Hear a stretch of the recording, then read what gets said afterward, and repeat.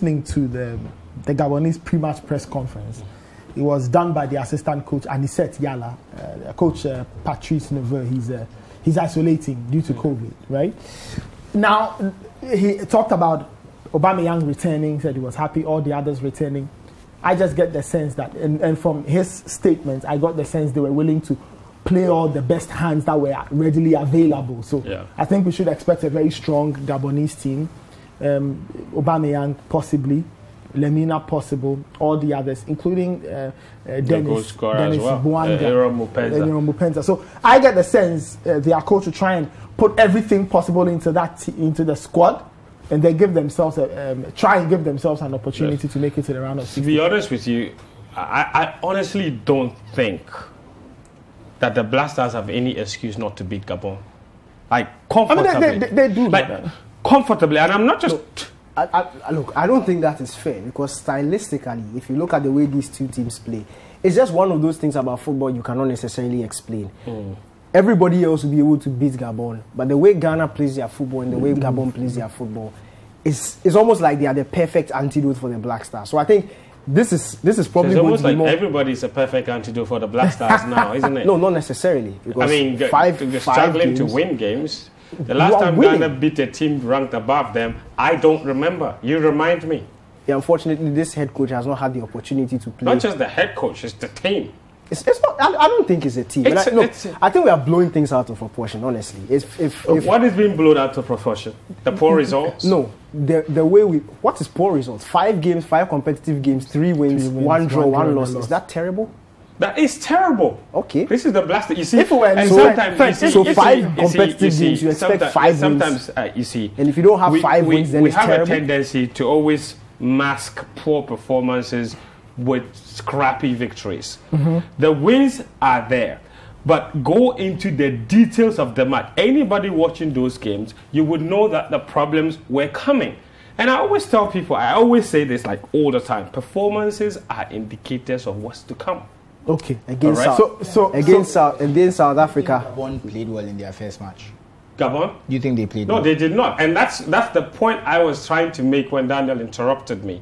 Comoros were actually the better team. Anybody that watched that game for 90 minutes, Comoros were the better team. How does Comoros go? And I know that, like Daniel rightly said, yes, sometimes football doesn't make sense. But Comoros goes out there and completely outplays Gabon. Gabon gets 1 goal. Their goalkeeper is terrible. Then the Black Stars go there, and somebody wants to make me believe that the Gabonese team have the perfect antidote for the Black Star style of football. So who isn't an antidote for the Black Star style of football? I disagree with Daniel, and I'll explain why right now. Okay. Because I compared our first games, and I got some stats. And if you look at these stats I'm about to bring, it's almost like it's the same 2 teams who are coming to play against each other. I mean, I don't see much difference, except maybe our pass accuracy was a bit better. We played 7% better. But look at this. For the most part, we are playing the same teams. I can even show you more stuff. So here is a chart done by Opta about our first games. And you can see we're in the same quadrant as Gabon. The only thing where we played is a bit slower. So, and I think we have better players. So if we are playing the same way and we have better players, I think we'll win the game. I don't think it should be that difficult. But maybe this is not a style of play you want. I agree with you in a certain sense. I feel like if we are going to be as direct, because when you look at our passes per sequence, it's the lowest in the tournament apart from Malawi. That's the only thing. If we are playing that far, we are playing that loose with the ball, we should be faster. That's the only thing I disagree with you. And I remember we talked about how Sierra Leone played so well against Algeria. Look at how high they are. That's a fast team. They move the ball faster than anyone else. So I can see what you're saying. But if we decide to go with a counter-attacking style, the only thing we need is more speed. Because as you can see on the speed thing, how fast we move the ball forward, we are near the bottom. So the only problem here is how fast we move the ball. I don't think the accuracy of our passing and how much we play the ball matters as much if we are going to move the ball fast. Once you move the ball fast and getting from end to end fast, like you said, we are trying to use pace. And maybe you might be right that Andre Ayew slows down the attack. But at the same time, like Daniel said, he's the one that scores. So how do we kind of fix this problem? But going back to Gabon, I don't think this is a team we should be scared of, because we have the model used by our friends at AfroStat to tell us that they expect us to get an XG difference of 1 in the game. We have a 54% chance of winning. The Gabonese have 16%. I like our odds because, look, these guys are using advanced mathematics we don't. But all I'm saying is that looking at these two teams and how similar they play, there's a reason why Ghana has 1.6 chance. 1.6 expected goals, and I really wanted to see the expected whatever between Algeria and Sierra Leone. I also really wanted to see the one Senegal and Zimbabwe. No, we talk like football is a given, and you see that's the thing. When we are analyzing teams minus Ghana, everybody talks based on numbers. Yeah, when it comes to Ghana, we talk with some expectancy. You don't expect to go. This is a tournament, for goodness sake. Gabon, and that's what Sutu is saying, and he says he disagrees with me, but he's actually buttressing my point. These are two teams that play similar kind of football. Two teams whose stats have mirrored each other. So why do you expect Ghana to blow Gabon apart? Why? So you are expecting, if anything, you expect a slim win? Yeah, a close game, tough game, the tough encounter. But I feel that the quality of Ghana will come to play, and it could easily be the other way around. Because look, we are talking about chances, and here Fent is talking about taking Andre Ayew out of the game. So imagine Milo listens to Fent, takes Andre Ayew out of the game. Ghana and Gabon both don't create a lot of chances. Then ball falls to Aubameyang. He bangs scores. It. Ball falls to Daniel Tre. He misses it. We'll be here sitting and talking about what happens between Comoros and what if and what if and what if. But you see, the other point is that I don't think it's really fair to assume that if a chance falls to Daniel Tre, he's going to miss. He has shown it's the truth. He has shown. His form. But what are the numbers as far as his form is concerned? But for the Black Stars, to be honest, Daniel Tre has not been in that position where he has a golden opportunity to put the ball. He has South Africa. He had a one-on-one. He had blasted it over the bar. So that is one chance, one opportunity. So clearly that tells us that maybe there's a bit of a problem in terms of his calmness, his mental state, his ability to finish. There was another one against Ethiopia where he chose to pass instead of shoot because he's afraid of goals. Let me tell you the truth. If you go back to that South Africa game and you look at that chance that Daniel Tre missed, Daniel Tre missed that chance because he was Daniel Tre. If it wasn't Daniel Tre and it was Andre Ayew, that chance wouldn't exist. You know why? Why? He showed pace to get past his marker. He was played through. Andre Ayew would be caught on his sprint towards goal. It's enough to show pace, get them blasted over the bar. But if you don't show pace, then you don't even get there in the first place. Basically, the point I think we all want the same thing. We want the Black Stars of Ghana to win. Yes. We expect them to win. Daniel expects it to be tough. I expect it to be relatively easy. And that's fine. The expectations are different. But ultimately, we need to win. But I think that the point Daniel has made about Ghanaians always expecting the Black Stars to, I think sometimes it's unfair for us to think that the fans are a bit unreasonable by trying to say that the Black Stars have to be flamboyant and they have to be relatively better than the opposition that they play. If the Black Stars come up against teams ranked above them, teams that are relatively better than them, that's okay. For the game to be tough. If we had this conversation about Morocco, I think we're all on the same page that it would be an extremely difficult game of football.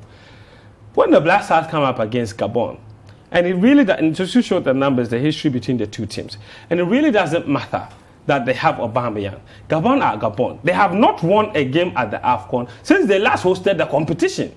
So I'm saying that, and in the whole of this year, Gabon have 2 victories.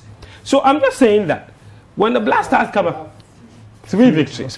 When the Black Stars come up against Gabon in a 4-year, think about that. Let that sink in. In a 12-month stretch, a team has won 3 matches. They played probably about 20. So I'm saying that if you look at that, if you look at those numbers, you look at it from a very objective point of view, you can understand why the Ghanaian fans are very frustrated when people think that we should expect to go and face Gabon and admit that Gabon are a difficult team and they have the antidote to our style of football. What is that? So I think it's a sad reality where the Black Stars, I think we all have to just admit, I guess, that the Black Stars are an extremely...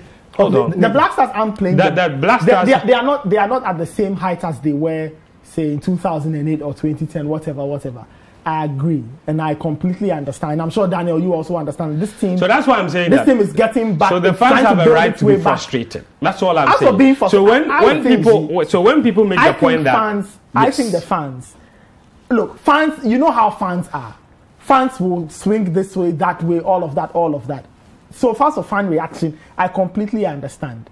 Okay, I also understand Daniel's point when he says that when you analyze this team, and I think the point we'll ultimately get to is a point of coaching. I think that Milovan Rajevac can look at this team, fashion out a plan, get Ghana 3 points today, possibly another 3 in a few days, and then you build your way from there.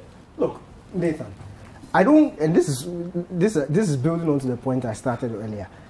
Before the competition, we all had the opportunity to share our views. Yes. And most of the people, they didn't believe in the Black Stars. You were looking at previous games, previous performances. So why is it that all of a sudden, when it comes to the competition, you expect Mike Lassian and Stephen Appiah results? When you admitted to yourself a couple of weeks earlier that this team is not there, this team doesn't have the quality, especially in midfield, to be able to go out and dominate teams and play the sort of football you want. Yeah. So where is the correlation? Where is the balance? You said it, admitted to yourself that the squad, when you saw it, I'm talking to him. Oh, you're talking to friends. When he looked at the squad, he admitted to himself that this is one of the poorest teams you send to an AFCON. This team will need time to build. So why is it that when you get to the competition, after a first game against Morocco, a team you expected Ghana to lose to, you are going to face Gabon. You expect, it's like, it's not like Lassian and Samoa Gyan and Appiah who are come to play against winning 4-5-0. No, but what's wrong in expecting Ghana to lose to Morocco, the top-ranked team on the African continent, the second top-ranked team on the African continent, and expecting them to beat Gabon, who are ranked, I think, like 30 places below Ghana? What's wrong with that? There's nothing wrong with expecting Ghana to lose to Morocco. Yes. But when Ghana loses to Morocco in the manner that they did, and all you see is negative, when you already expected a victory, but it took an 82nd minute mistake for Morocco to be able to beat Ghana, leading up to the game against Gabon, and all you are looking at is the downsides and the quote-unquote negatives of the previous game, then it's not fair. And then you go on to say you expect it to be an easy game. Have you seen an easy game in this competition apart from yesterday's Cameroon and Ethiopia game? No. So it's a bit unfair. Okay. Susu? I have to slightly disagree with Daniel on that, because while he's making a fair point that that's not a game we're expected to win, we shouldn't look at just the negative. We should also be able to fairly criticize certain aspects of the performance, which I think Fent is trying to do. So I think that there's certain things we did in that game which we didn't do well. So I'll just show you a pass map here. We barely got the ball into the box ever. Like, the ball was not entering the box. We didn't create enough chances. So that was a problem that I feel like we need to fix. Maybe playing an easier team in Gabon, we'll be able to get the ball into the box, maybe create some more chance, because this was very poor. If you look at this, the fact that we're not getting the ball into the box. Explain to us what we are seeing on the screen are Ghana's passes. Ghana's completed passes. Ghana's completed passes. So if you can see, the ball Ghana's attacking area is where? To the right of the screen or left? To the left. So you can see only 4 balls entered our box. So on the left side, where it's almost like, you can see there's almost like a hole, kind of like a U-shaped hole. Right. It's almost like as we're getting towards the Morocco area, we ain't getting it. You see, Susu understood. But when I was standing there, I made a point. This is a tournament. It's not a league. So you are not going to see the same style of football from one team. It will change. The approach you use against Morocco will obviously be different from the approach you use against. If Malawi is going to face Comoros, do you think they will play the same way when they meet Algeria? No. You watch Sierra Leone in their next game. They are obviously not going to sit back against a team that they think they can go toe-to-toe with. So why are you... Never mind. We will come back on Monday. So Ghana will have to win. I think it's not negotiable. And there's nothing. But it's very unfair. And there's nothing wrong. Why should it be easy? There's nothing wrong with. But I think. Okay, Dana, let me ask you this: when should this game say end 3-0 Ghana? They absolutely dominate Gabon. Will you be surprised if something like that happens? I'll be very, very pleasantly surprised. Why? Why? Because I've explained it. These are two very similar teams. And you see, when you are analyzing football, don't analyze it in a void. The other team are not sleeping, waiting for you to come and play your football and then blow them away. Yes. They are also doing their work. Right, yes. And Gabon are also a very well-coached team. Yes. They have quality. So what they are going to do is to do the best to get the quality out of the players they have. True. And I spoke about the wide areas. If you look at Bouyange and Alivinia, these guys technically, look at the trouble they gave Egypt in the World Cup qualifiers. Yes. And Egypt are no mean team. They gave them problems. So clearly they'll look at Ghana's team, identify weak areas, and then also counter. So then it becomes, it's like chess. So if we win it 3-0, it will probably mean that Either our quality came to be, or Milo was just a tactical masterclass and blew them out of the way. But don't say it should be easy. The only game you can come and say it should be easy and it will be easy is Cameroon and Ethiopia. That's when you can come and say it's going to be easy. And then it will be easy at the end of the day. Okay. But Ghana, Gabon are a bit too closely matched in terms of recent performances and style of for play. Us to expect. For you to say, so for pass this test 1-0, that's points on the board. Were Senegal crying when they beat Zimbabwe 1-0? Okay, right. I just want to make what were your expectations when Zimbabwe were coming up against Senegal? They will lose. Did they lose? They lost. They lost. You see, was it easy? It wasn't, but everyone expected it to be easy. Yeah, but they got 3 points. Are they going to say 3 points? So no, I need you to be consistent. No. Just say that there are matches where you expect it to be easy, and it doesn't turn out to be easy. It doesn't mean that it wasn't supposed to be easy. Even if Ghana wins 1-0, we shouldn't. 3 points is 3 points. Are they going to do 3 points into brackets easy game? 3 points into brackets you had it difficult. So because you had it difficult, they'll take -2 and you don't qualify. No, I think that is. I think that is over. You're being overly simplistic. It's not. You see, nobody has said that an easy 3 points is better than a difficult 3 points. That's not what anybody is saying. People, the point I am making is that with this team.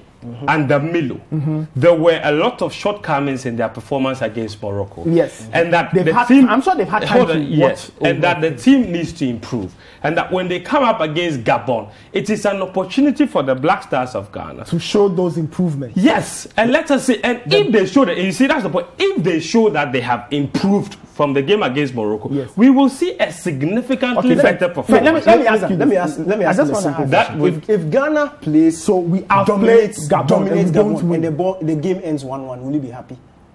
Of course not. If we play the way we played against Morocco and win 2-0, will you be happy? Yes, I'll be happy because the way we played, but you see, the way we played against Morocco, the difference would be that we played better because we were able to score. No, that's true. 2-0 is a win. Because we were able to score 2 goals. Let me. That would be a significant improvement. The way we played against Morocco, we couldn't score. I don't think if we play like that and we scored 2, we have been better.